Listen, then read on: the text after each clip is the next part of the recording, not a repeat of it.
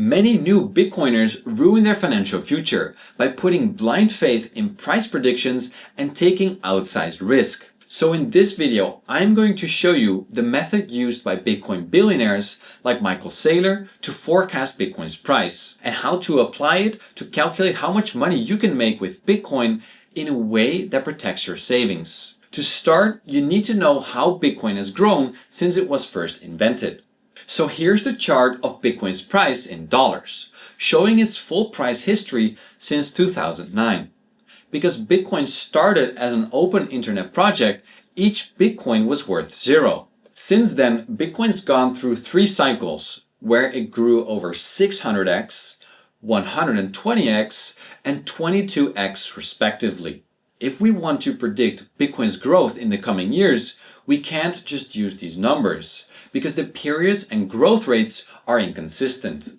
This is why people like Michael Saylor, the strategy CEO who grew his net worth to over $10 billion, model Bitcoin's growth by using an implied CAGR. Now, if you're visualizing Michael Saylor taking a shot of Jägermeister for every Bitcoin purchase, that's not what I meant. CAGR stands for compound annual growth rate. It's the average yearly rate of return of an investment, not the number of shots you take to celebrate your returns at the all-time high party.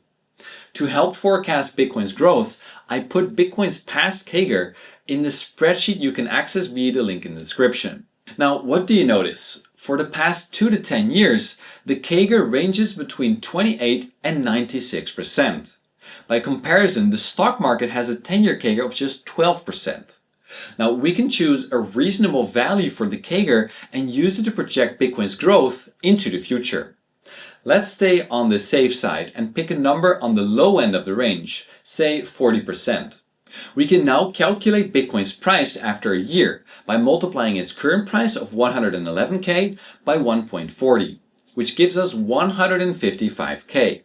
Then we simply multiply by 1.40 again for each following year to find that with a 40% CAGR, Bitcoin could be worth $3.2 million in 10 years. Now, if you think that sounds like an exciting opportunity, let's find out what returns to expect if you bought some Bitcoin today and held it for a long time. To calculate this for yourself, you can access the sheet using the link in the description and then go to File, Make a Copy.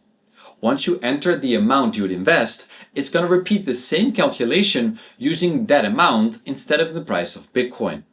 For example, in 15 years, a 40% CAGR can turn an initial investment of $10,000 into a whopping $1.5 million, or 150 times the initial investment.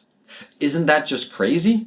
Now, don't go off picking the color of your private jet, because there are 2 problems. First, I hate to break it to you, but Bitcoin cannot keep increasing 40% per year forever. Even if there's still room to grow a few hundred times, Bitcoin's growth will eventually have to slow down, from 40% to 35, then 30, then 25, and so on. So where does this end? Well, if Bitcoin becomes the global monetary standard, its total value could capture a huge slice of the roughly $1,000 trillion of wealth stored in the economy today. And once it hits a terminal state, Bitcoin's fixed supply means its market cap and the value of each coin will likely keep rising at a similar pace as the economy, fueled by the influx of newly created value. Second, suppose you're measuring your height every year, but the tape measure you're using is shrinking slowly over time. You would mistakenly think you are growing taller every year, while actually it's the tape measure that gives you an inaccurate reading. The same is happening when you measure the value of Bitcoin in dollars. As the dollar is inflated to zero, it basically becomes a meaningless unit of measure.